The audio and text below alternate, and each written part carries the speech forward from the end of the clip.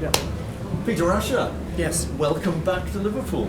Thank you very much. I haven't been here for many years. I was going to say, was it something we said? No, not that I can't even remember. I'm not sure when the last time I was here was. You know, I we're here think very it was often. 65 or 66 if I'm performing anyway. Probably, because we never played the Cabin. I know that. You never played the No. Cabin, so this is the first. This is the first. How did the show go? It seemed to go well. I mean, I always enjoy doing it, and they were a great audience. It's a little different, this show, isn't it?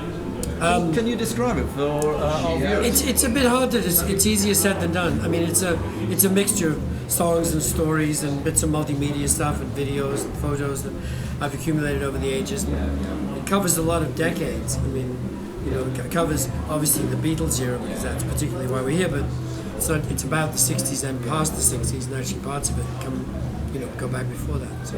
Is this a show you've been touring? Is this something new? It's not exactly touring. I've been doing it for some years, every now and then. And I amend it all the time because obviously I update it. And somebody finds a new video or something and I throw it in there. Or somebody corrects a fact. One of the reasons people are always asking, well, are you going to write a book? And I say, no, I like doing this better because you can change it. Somebody says that's wrong, I go, okay, I'll change it. It's easy. Can I take you right back to the start? Merseybeat, did it have an effect on you before the Beatles came into your life? Were you aware of Merseybeat? Because certainly in 62, Actually, 63 no, I it don't was think happening. so. You weren't? I don't think so. I mean, not really. I think the Beatles were probably the first time it really came to my attention. This whole scene in Liverpool. Yeah. I think. It's hard to remember, but I'm not sure of any particular bands or musical records I was aware of before that. And the Beatles, being Liverpool, Yes.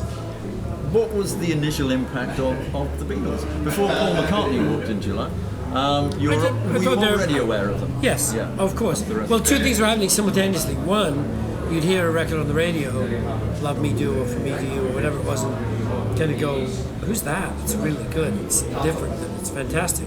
And then there'd be this percolating news of all the girls going crazy and stuff. You know? To me, they were sort of almost separate. But then you find out, oh, that's that band. That's who they're going. You know, then it all tied together. But to me, the musical phenomenon and the Beatlemania phenomenon, of course, they had a lot to do with each other, but they were separate in a way. Yeah. Because I mean, just as a music lover, you loved the Beatles, and then when you found out they were the cute mop tops and all that crap, and everyone was screaming over them, that was a whole other element. And I think that's one of the things. When people ask what made the Beatles different from anybody else, it was that all that came together. That they had this incredible appeal, the four people balanced each other perfectly in so many respects. And they were making music far better than anybody else, all at the same time. It was a perfect storm. You're about to go back on stage. You've done a matinee here at the Cabin. Yeah. Another show here tonight. What's next for Peter Asher? What's on the cards over the coming year? A lot, actually. I'm going back to... as soon as I get back, well, I'm going down to London. I'm taking part in these two Jerry Lee Lewis shows.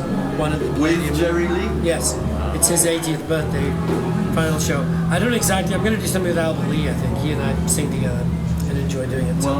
Because a lot of people, I've seen stuff on the net where people are going, "What's Peter Asher doing in a Jerry Lee Lewis show?" And it's a good question, a fair question.